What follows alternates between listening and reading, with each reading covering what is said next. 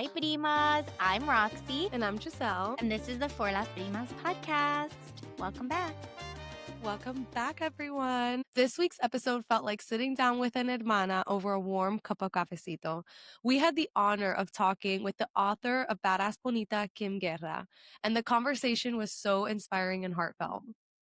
We went deep into boundaries, what it means to give ourselves, especially first-generation Latinas, permission to love ourselves and the journey toward radical self-love. It's the kind of talk that fills you up and reminds you that you're not alone in this path. So get cozy, settle in, and let's dive into this beautiful conversation with Kim. Hi, everyone. Today we have Kim with us. Welcome, Kim, to the For Las Primas podcast. Hola, muchas gracias. Happy to be here. We are so happy you're here. So if you have not picked up your copy yet of Badass Bonita, I really don't know what you're waiting for, because this book has single-handedly healed parts of ourselves that we didn't even know needed healing. We're excited to talk to you, Kim, today about the book, but also learn more about you and your story. Claro que sí. We want to start by learning more about you. What was your family's immigration story? Because right now you live in Mexico, but you grew up in California. Yes. I love this question because especially right now that I want us to hold and honor and share that we are products and daughters of immigrants, and we want to honor that. My family moved back and forth between Guadalajara and Mexico throughout my childhood. So my my grandmother came when my mommy was in high school. Then my mommy, a few years after, crossed the border, and like about a year or two after, she was pregnant with me. So my mom was like a teen mom, and we traveled back and forth. And thanks to that, I got my like double citizenship. One of my sisters was born in Mexico, and then my other sister was born in the States. And we have like a mixed status family growing up. My parents were undocumented, and it's been also interesting for me as an adult to choose to move back to Mexico. And it's been a beautiful story that we're weaving together, because my family at first I didn't tell them I was moving. I said, "Oh, I'm just going for a month." And then I shared, "Actually, no." And at first they were upset because, like, we literally walked and moved and crossed mountains and borders for you. What are you doing there? And it was a conversation to hold and say, I honor that because of your immigration journey. I also got to go to school in Mexico and learn the language there and the culture and integrate fully into, being a Mexicana allá, and live as a Chicana in the States. And then because of that, I also got to go to college and be the first in my family to graduate and go to college. And in a way, I told her I checked off so many boxes in the American dream here, and I did that for you, and I honor you, and I'm doing this now for me. And to also reconnect as an adult, and not only that, but embrace fully and immerse myself fully in a place where I feel more at home than I did in the States. Yeah, that's so beautiful. That resonates because as first gen, Giselle and I are also the first to get masters in our families. And there is a lot of pressure on first gen to achieve. And what was that journey? Because you can talk about it now looking back, but when you were in it, how did that feel? Did it feel inauthentic? Like, what was that like? Like the pressure. Yeah, the pressure of needing to achieve, whereas maybe those weren't like, do you feel like you achieved it for you, or was it just for your family, or both? It was both. I think being the eldest also plays a big role, because I, many of us grow up, like I call it, like, with a mochilita of like, okay, you're the eldest and this is your role and your responsibilities, and you have to be a good example. You have to also help your mother, and you have to prove us all proud, like pave the way, because they will follow your example. So I felt that pressure for sure. I did it just very obediently. Like, I have to be, you know, a good daughter, good sister, good woman, good Latina, good student, good everything. And I didn't realize, like, how deeply ingrained that was. I thought that's who I was, um, until I finally checked all the things off, and then I was like, "Wait, but who am I?" Who is Kim as a person, as a human, not just as a role, not just as a title, not just as, all the things that society formed me, raised me to be. It's like, who am I as a human? And that's really when I feel like my journey began, when I started to live for me. But most of my life, I was raised to check boxes and be good and bonita, calladita, eh, hetero, todo eso. Yeah. I resonate with that so hard because I am also the eldest daughter, and I felt like that for a long time, and up until recently, I graduated with my master's degree that I felt like, Yeah. "Okay, like, I finally did this. I, like, honored my parents in every way I could, and, like, now it's time to just, like, start living more for me," and, of course, what I do is what I wanna do, but there was that element of, "Okay, I gotta achieve all this." Mhm. Sí, exacto. And so many of the mujeres I work with and clients are in that place where they're checking off boxes and then they haven't known what it feels like to live for themselves, to discover who they are, not who they're told to be or who they should be, but who they actually are. And it's like, what is it like to live without that mochilita? What does your life look like without those rules, expectations, titles, duties, all those things? Like, what would it look like for you to just be you, do what you want, say what you want, communicate, listen, hold, honor yourself as a human? And Yeah. we're working on that. Feel like it's a consistent process of unlearning. I'm the youngest daughter, so I have a different perspective where I've always been rebellious and gone against the grain, and all the things were said to me, and I felt like rebellious. I was like, none of this applies to me until I became a professional and I was internalizing all of the things. And it's like an onion. Once you take one layer off, there's still more layers, right? Because as a professional, I was like, okay, I moved, I live where I want to live. Then I had a kid and I'm like doing all these things and that like expectation was so hard. It's like I can't be the mom my mom was when she was a stay-at-home mom as a full-time working mom, Mhm.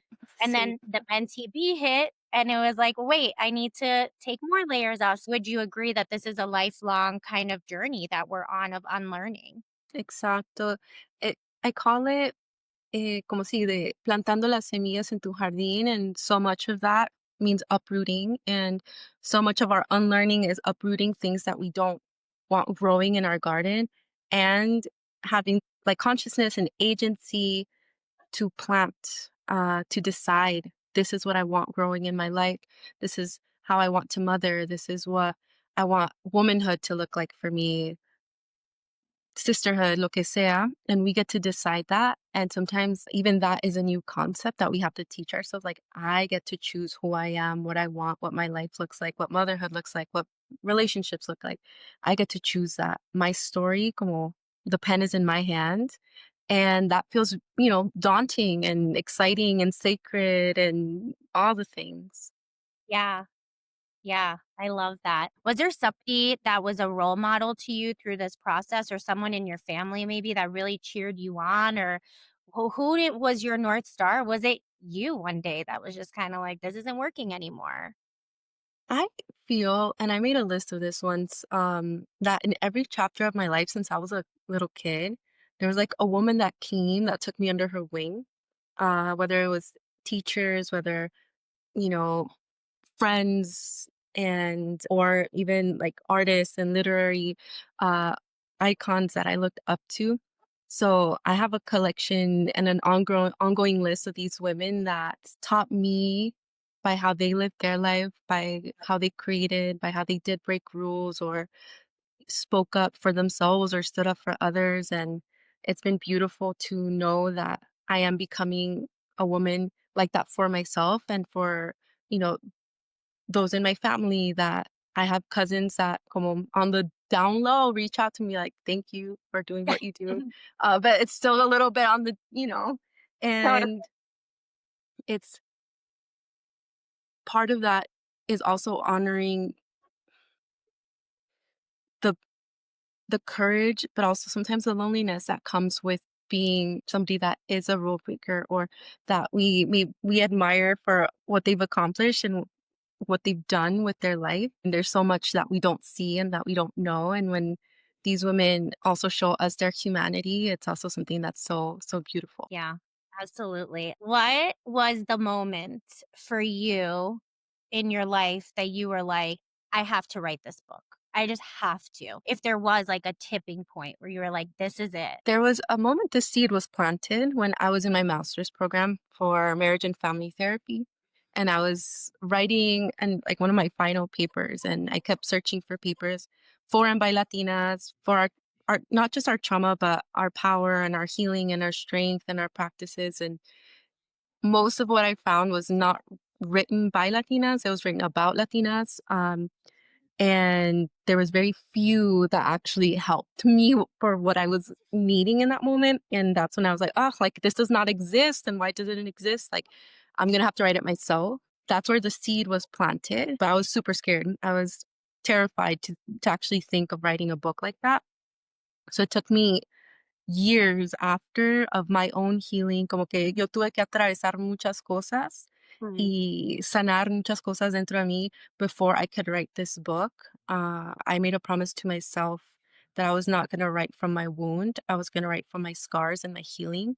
So I did not write about things that were still bleeding. I wrote about kind of the medicine that helped those wounds heal.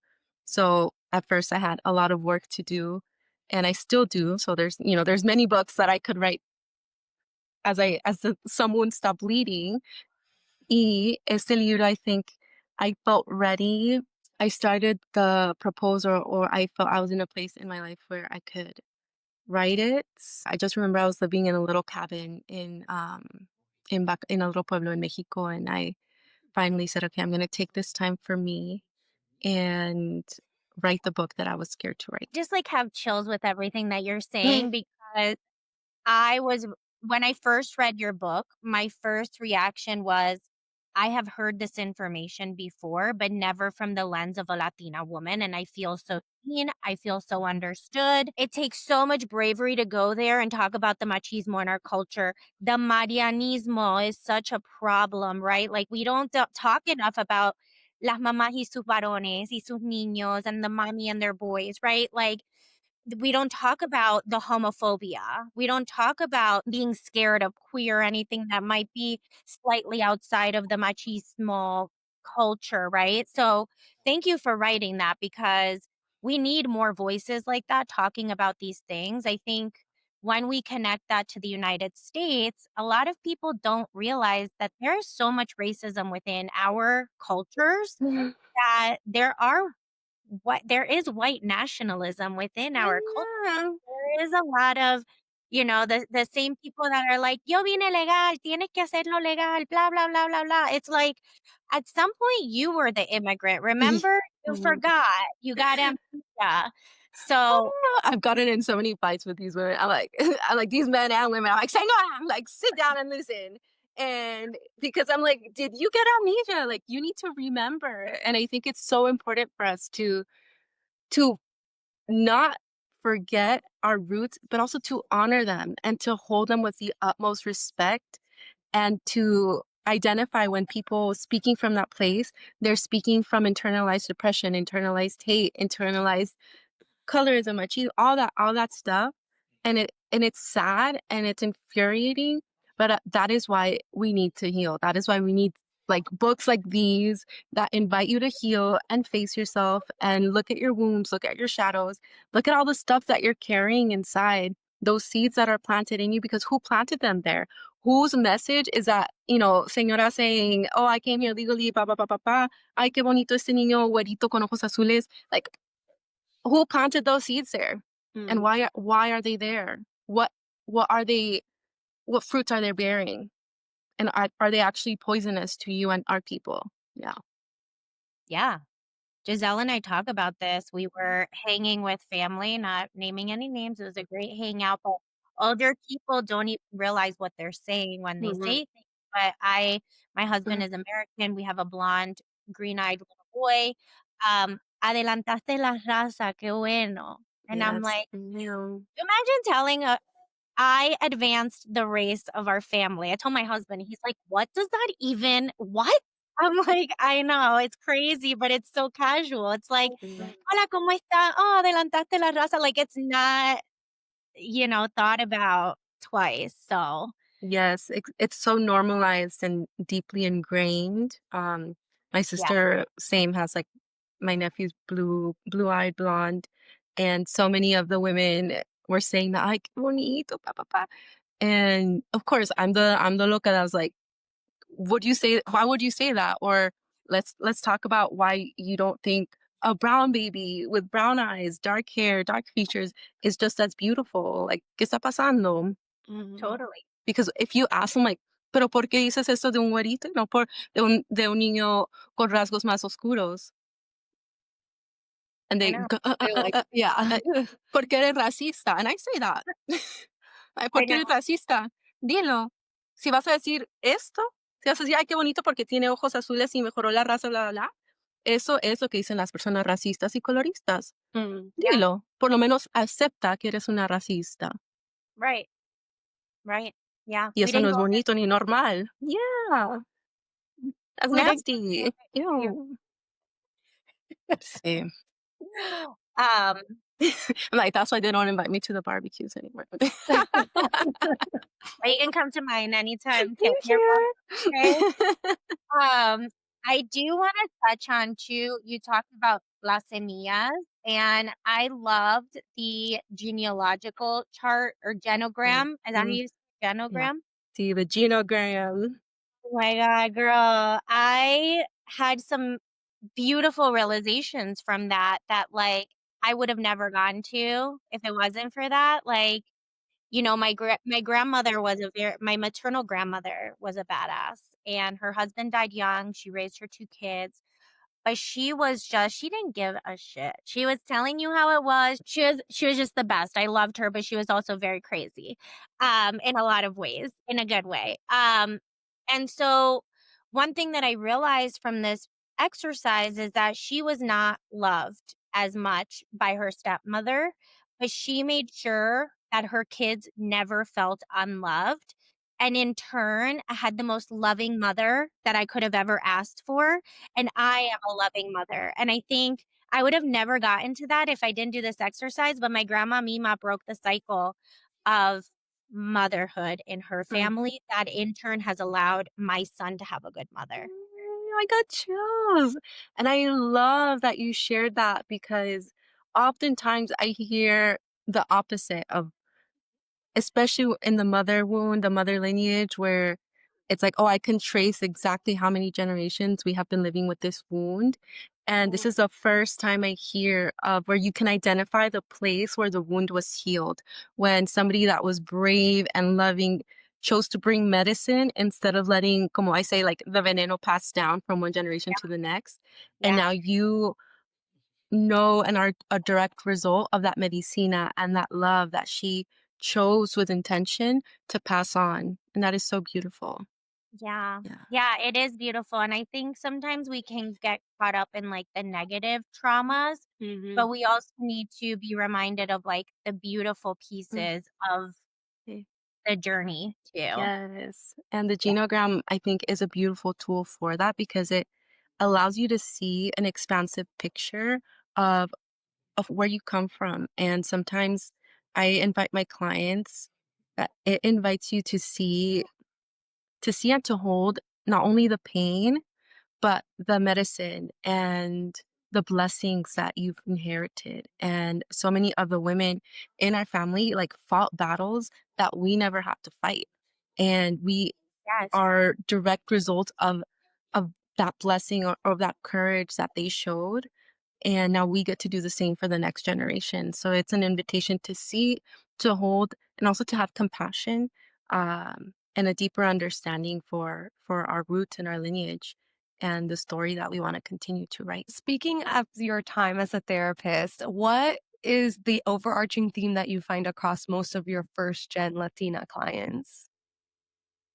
I saw that question y como que me dolió un poco el corazón because I'm like, oh, my babies, como It so much it's are things that we've talked about already of learning to live and not just survive, but underneath that is knowing that you are deserving of love, of healing, safety, softness, of a different story, but also realizing what it takes to get there. And that part, the unlearning, the undoing, sometimes we do have to fall apart. Sometimes we do have to let go and set boundaries or change so much, not only of our mind, but our life and our beliefs, that there are things that we never were taught to see. There are things that we were never taught to say. It's kind of like entering into this path in which you are choosing you and you're choosing to love yourself is revolutionary. And it starts with loving yourself. And so many of the mujeres that come to me know that they need to love themselves, but nobody taught them how. And they know that loving themselves will require them to change their life and to heal those wounds and to look at them and to name things that maybe they hadn't before or were afraid. Yeah, that's Yeah, and, like beautiful. We talk about it a lot too because we are remembering that we are deserving. And the last person that we had interviewed said something like, "This is this is for me in this lifetime." And Mhm. that is like, whoa. Like I feel like, I don't know, sometimes us as first gen women get so caught up in the guilt, I guess, of like, okay, we need to do all these things for our parents because we owe them all this because they did all these sacrifices. And it's like you get so lost in it. And now I'm 30 and I'm like, okay, See, the guilt is so present for so many of us. I feel like it's like woven into our skin, to our name, to our decisions. It makes so many of our decisions for us, and so many of my clients come in or like they lead with guilt. Um, and even in therapy, sometimes they're afraid to take up space or to say what they actually mean and what they want because they're not we have not been taught to do that. We have not been taught to say what we think, do what we want just because we want to do it, not because somebody expects us to do it or they want us to do it. It's like, ¿qué quieres hacer? ¿Quién eres tú? And one time, and this was recent, I went to the curandera that I work with here, and I told her, "Oh, I'm feeling guilty about this decision because I'm doing it for me, and if I go forward with it, I feel like I'm gonna disappoint my community because I'm just taking this for me and or time for me and energy for me." And she looked at me and she was like, "Kim, llega un punto que tienes que decir, me vale madre." And I'm like, that's what I say, but I'm like, I needed someone to say that to me. And she's like, she was the last person I expected because she's like this wise, healing lady. And she's like, tienes que decir, me vale madre, no es mi pedo, y voy a hacerlo. And that was a release for me because she said, like, guilt is not helping you or anybody. Como que te hace bolita, te paraliza y no te ayuda a ti, no te ayuda a nadie más. Y es simple algo que tienes que aguantar y te enseñas a aguantar y no a vivir. And I love that of what that person said is like of getting to live the life that we want and getting to experience peace, love, joy in this lifetime. Porque si no, ¿cuándo? yeah. I I love that you just said the word aguantar because I hear that word so much. I I hate heard it. so much growing up. Like, there's a joke, and I'm sure it's like across all Latinos, but Mhm. like Cuban people, very, very much husband and wife, been together forever. Oh my God, llevan 35 Mhm. años juntos, qué lindo, que aguante, or hay que aguantar. Like, until you said that word, I actually didn't make this connection, but aguantar is something that we heard so much. Hay que aguantar. No te gusta la escuela, hay que aguantar. No te gusta tal Right. cosa, hay que aguantar. Ya casi termina, ya this. And you're just like taught to aguantar. Mhm. Sí. revientas, ¿no? Like, I Es never algo horrible. I say aguantar is the ugliest word because, and it's usually mostly directed at women que tienen que aguantar el machismo, el maltrato, la falta de respeto, tienen que aguantar quién son, sus ganas, sus sueños, being in unhealthy relationships, not feeling loved or valued. Es como una vida de aguantar.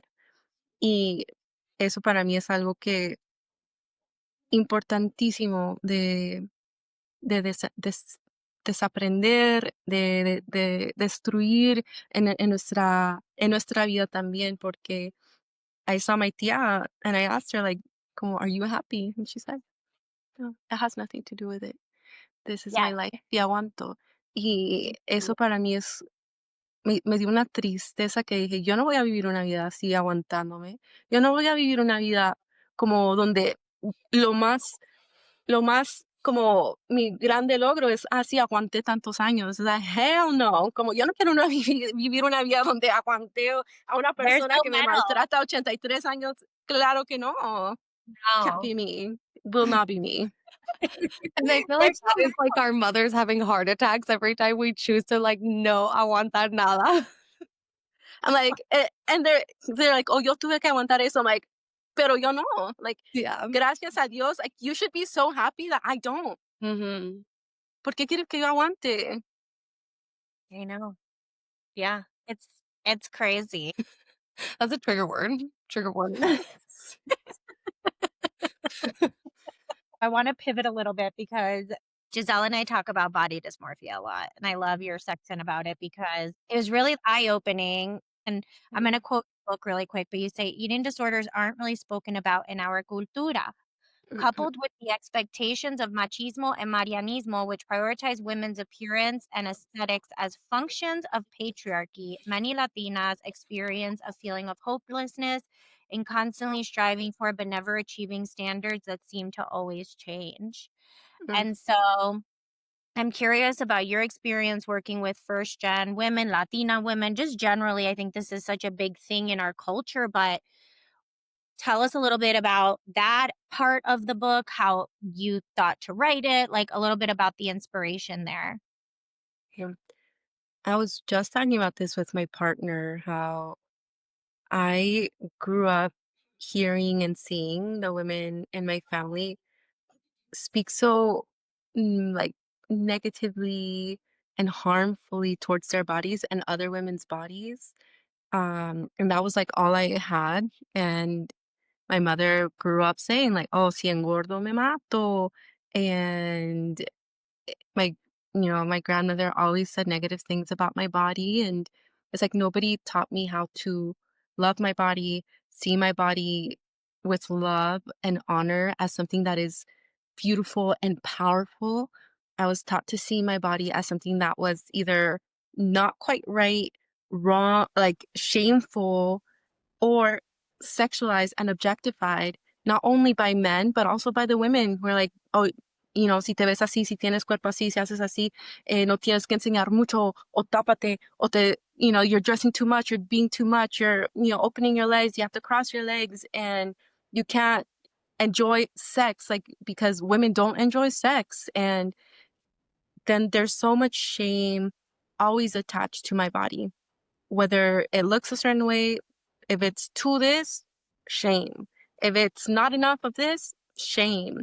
And there is no language or path that I grew up with where there was love attached to my body, where there was care attached to my body, where there was tenderness and honor and respect attached to my body.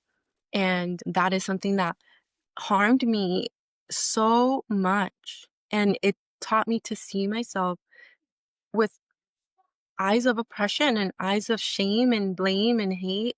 And thankfully, I had to work so much like on choosing to see myself with eyes of love and being very intentional and working in therapy to overcome disordered eating and overcome like the constant tension in my body, with my body, around my body, um, and learning to feel comfortable and alive and aligned with and in my body. And a lot of my clients, when we speak about their body and their relationship with their body, and it's something that so many like it, so many of us have encountered in different ways, and we are learning slowly too to reclaim and kind of no quiero hacer renacer en nuestro cuerpo, pero integrarnos en nuestro cuerpo, because sometimes we live very disembodied lives where we disconnect from our body or we punish our body, and we don't become allies and loving embodiment. We como que separamos todo, que tú tienes que verte así, tienes que hacer esto, and ahora no te ves así, and then you hear the voices that you grew up with. Like you hear your mommy's voice, you hear your tia's voice, you hear, the pictures in the magazines and all those things. So it has to be very intentional, because casi casi is countercultural to love your body just as it is and be kind to it. No, 1000%. I feel like my mom was always on a diet, or we were always eliminando el arroz, no vamos a comer arroz. Like, there's always like I mean, she never shamed me for my body. Like, I didn't feel like I was ever shamed, but I never saw a representation of like, I love my body no matter what it looks like. It's just like, it's just estoy gorda. Or you go to Mhm. your tia's house, estás gorda, estás flaca. ¿Y por qué tú te vestiste así? Estás tan fea, estás tan desarreglada. It's like always your appearance is like a fake. Girl, I'm here. It's I'm like, here. yeah, do you want me to talk? Do you want me to treat you the same way? Que yo me ponga a hablar de tu outfit right now, porque girl, it's not cute. Yo no me doy el derecho de decirte, mira tus cejas, tu diente, tu vestido, qué feo. No. Totally, totally. Yeah. And it's hard. It's hard because like the body dysmorphia is so real. And even when you are at your fittest, you're like, I could be more fit, or I could do this, or like this is dangling. And it's like your body Sí.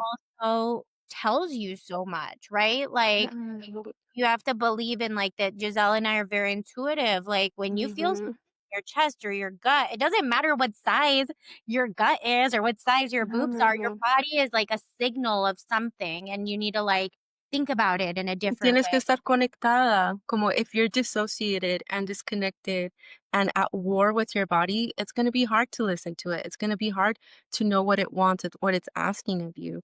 Y eso también como de las tías, de la familia, como a veces como, right now jokingly about like the tía, like señora, blah, blah, blah. Pero what I have found that has helped me es la decisión de decir, you know what, I'm going to be that example of a woman in this family loving her body as it is and not accepting that shame.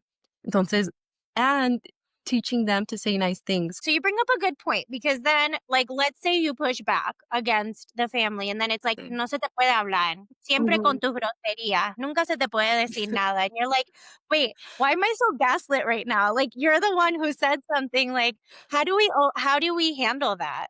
Sí, And you yo les digo, como claro que se puede hablar conmigo, pero yo no voy a hablar de una manera que no es respetuosa o amorosa para mí, porque yo estoy trabajando mucho en amarme, mucho en cuidar mi energía y cuidar también qué es lo que recibo y qué es lo que doy. Entonces, yo no voy a recibir algo que me va a hacer daño a mí.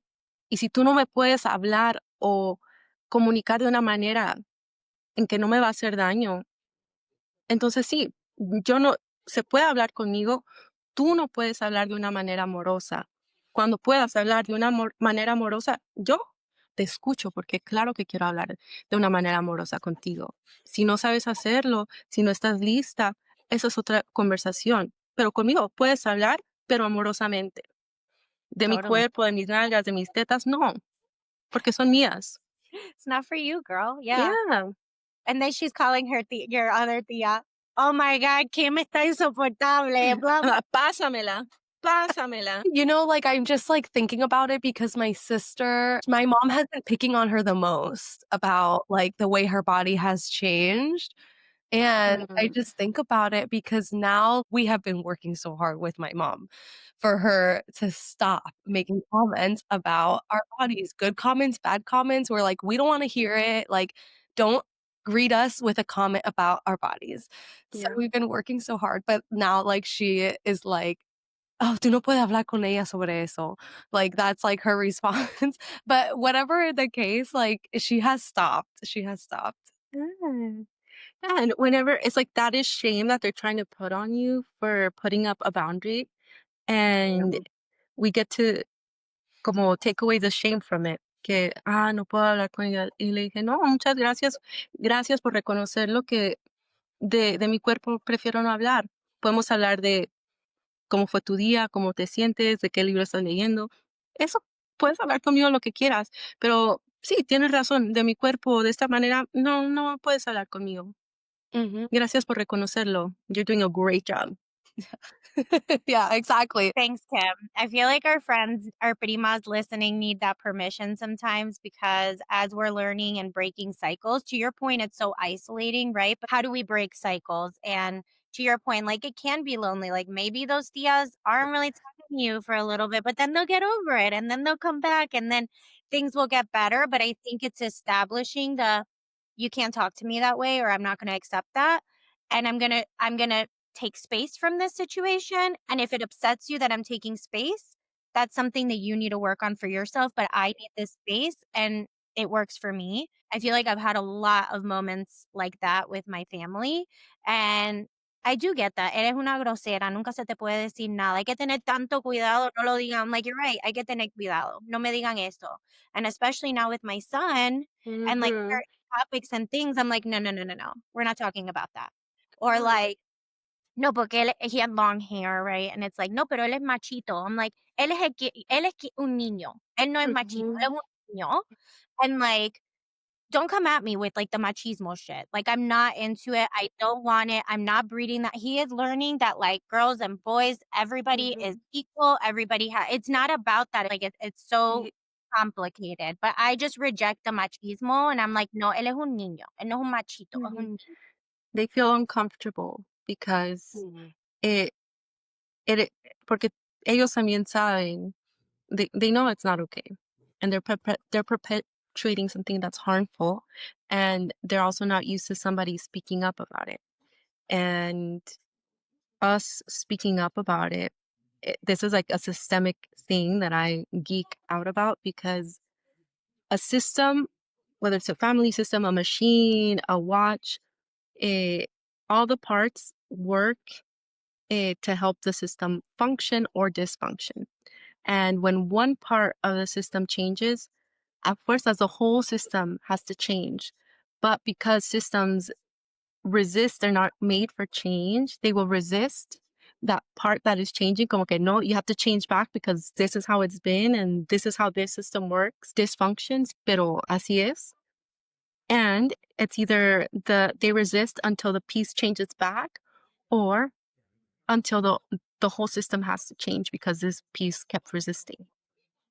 Eh, y algo que para a mí me ayudó mucho en la resistencia because it was hard. It was painful. It was como receiving that shame, receiving that como outcast, that pointed finger of like, you're wrong. We need to get you in check. Eres grosera, eres esto, eres esto, eres esto. And it's like we're gonna shame you back into being how we want you to be, back into upholding the machista values, upholding Marianismo, upholding racismo, upholding homophobia, because that is what we do. That's what we've always done. And by being the one to say no, eso de decirte eres grosera, eres esto, it's important for you to know who you are, who you're not, and why and who, like what makes it worth this resistance. Kind of like your grandmother broke that cycle. It's like I know that I am breaking cycles by standing my ground and also by doing it because I love myself. I know myself and I also know my values and I know that this is not something that I will tolerate or pass on. And I would just say, no, I'm not. Soy una mujer que se ama, soy una mujer que no, que se está respetando y que no tolera esto. pero grosera no soy porque no te falta el respeto. No, tampoco voy a permitir que digas estas cosas sobre mí porque no son verdad. Entonces, habla verdad sobre mí porque también eso lo merezco. Y digo esto y hago esto y soy así porque estoy aprendiendo a amarme. Guys, you heard it. Kim gave us permission. She gave us the permission we needed because you do. Like, I don't know. I feel You're like right. we do need the permission. So thank you for that. Y no es a veces sí, eso de permiso, we were raised to ask permission and to have permission. Si no es de nuestras mamás, de nuestros papás, de nuestros esposos, y es como que I invite you to give yourself all the permission that you need, porque your own voice, opinions, values, needs are just as important, o si no más importante porque son tuyos y en tu vida. I wanted to go back, Kim, to being first gen. So being first gen means you live in two worlds. You sort of like talked about you grew up completely in two worlds. And how do you stay grounded when you're not sure where you fit in or you feel like maybe you don't fit in either? What was that duality like for you? See, I've experienced that often, um, because we navigate not only like the cultural, like not the cultural differences, but the geographical differences, um, the value system, sometimes even like the different socioeconomic classes that we have to navigate, and it's in if our parents came from poverty and then we're in spaces where there is an insane amount of wealth, um, there's also a sense of feeling lost and feeling displaced in so many ways and intersections of our identity. I Lo que me ayudó a mí, y I continue to practice this, por eso digo como que es tan importante saber quién eres, to be so intentional about weaving and understanding who you are and where you come from, and also who you want to become and who you are becoming, because eso a mí me ayuda a estar en cualquier parte del mundo, con cualquier persona, en cualquier lugar y sentirme en paz conmigo misma y con quién soy and how I show up. Because oftentimes when we que sentimos de no soy de aquí ni soy de allá, soy de aquí, soy de allá, eh, y a veces de una manera más profunda es como soy mía y soy sí, de la tierra, soy de esta familia, vengo de esta cultura, estoy ahora en este lugar, estoy construyendo también esto y quiero lograr también sentirme integrada en estas 2 culturas que amo, estas 2 3, 4, 5, porque también if you have a partner that's from a different culture, a different country, a different values system, como son cosas que tenemos que también darnos la conciencia, el permiso de decir: "Soy una persona que sigue expandiendo, que sigue profundizando, que me sigo convirtiendo como parte", and the queerness, the queer aspect also, and being queer in the book I write about, it's something too that it could be done. It's like a verb where you choose to be outside of the norm and you choose to define or not define yourself in whatever way fits you. And I think that's something that is so powerful and beautiful that we get to do as we get to queer in this world and choose and decide and create and continue creating. Okay, we can see our life and ourself as something that is in constant evolution and not something that's put in a box or something that's rigid and it has to fit in this box or else it's not valid. You made me tear up because that's so beautiful and like it's so true. And it's hard to always be the one going against the grain. But I think it's also so beautiful to like create the lives that we want for ourselves and like Mhm. have relationships that we want for ourselves. And I think that a lot of us sometimes feel stuck. I mean, I'm almost 36 and I'm on this like radical self-love journey that started maybe last year, but when I started reading your book, I was like, okay, like I love that your book has affirmations and it tells you exactly how to get to the deeper parts of yourself that you need to get through. So I love that. It like helps you do the work. And I realized like how much I just did not love myself, even though I had gone against the grain. I was always a rebel. Like, who is that woman and who am I becoming? And feeling like, wow, I'm 35. Like, it's so late to do this work. And it's like, no way. This is the beginning. This is the beginning, you know? Sí, exacto. And I hope that everybody gets to that place where this is just the beginning of me creating a life where I love myself revolutionary, unconditionally, in every way possible, because como eso es lo que merecemos. Yeah. If somebody is listening right now and feels stuck in their healing, what's the first small step you would tell them to take?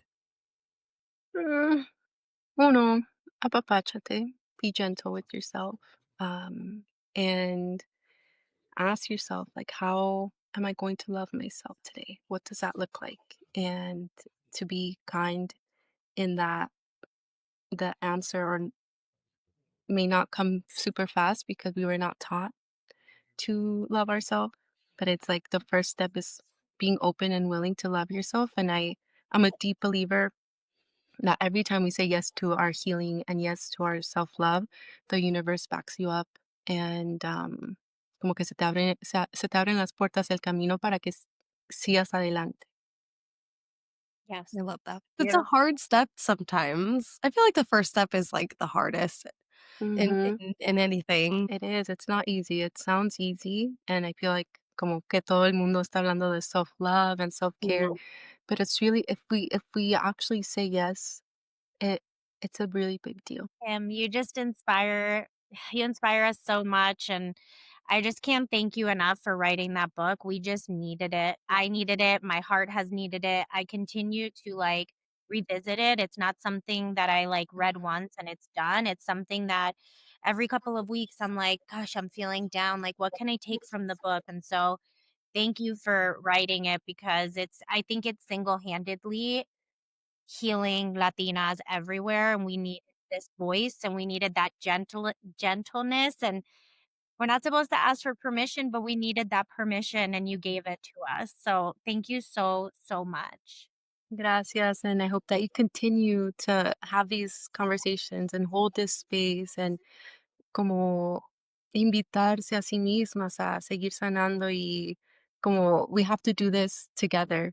Yo también como Mhm. que my biggest prayer for this book is like I hope it brings women together so that they can como que acompañarse porque it's a journey y los necesitamos.